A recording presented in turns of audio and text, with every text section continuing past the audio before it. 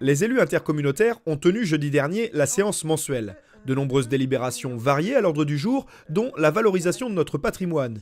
Une action qui fait suite aux échanges avec la population pour adhérer à l'association Sites et Cités Remarquables de France. Quand on a lancé l'enquête citoyenne et quand on a parlé de notre projet de territoire, le patrimoine, c'est quelque chose qui revient régulièrement.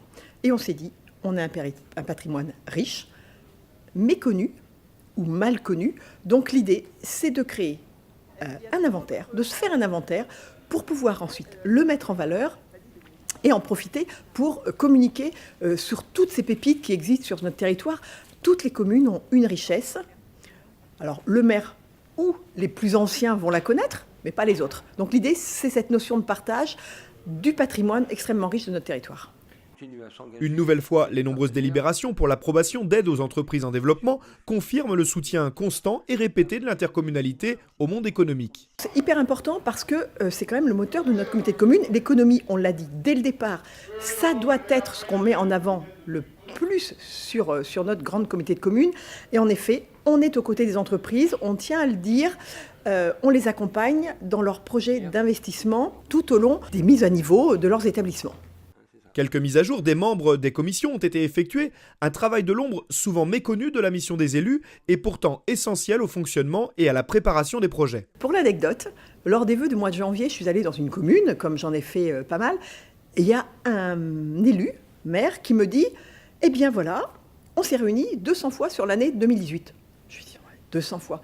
Il me dit bah, « Si, entre les conseils, les commissions, globalement, c'est 200 réunions, c'est énorme. » En effet, les commissions, elles apportent la matière.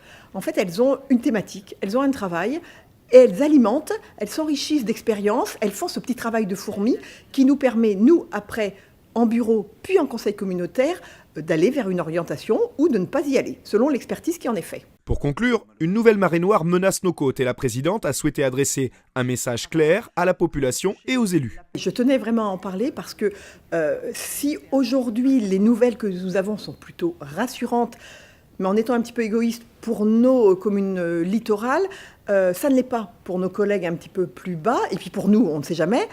Alors rassurer les touristes, enfin je veux dire tout sera nickel, il faut pas créer une peur, mais il faut être prêt. Il faut savoir que la mer c'est quelque chose de fragile, tant au niveau de l'activité touristique, mais aussi, et c'est important, au niveau de l'activité des pêcheurs, de ceux qui vivent du métier de la mer.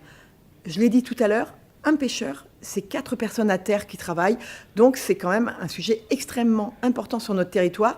Donc on se doit d'avoir une solidarité, d'y penser évidemment, en étant rassurant. Attention, tout sera mis en œuvre, je ne l'ai pas fait dans le sens de faire d'alerter ou d'inquiéter. C'est pas du tout l'objet de mon intervention, c'est de dire attention, nous sommes solidaires, nous sommes attentifs, mais nous serons évidemment prêts s'il se passe quelque chose.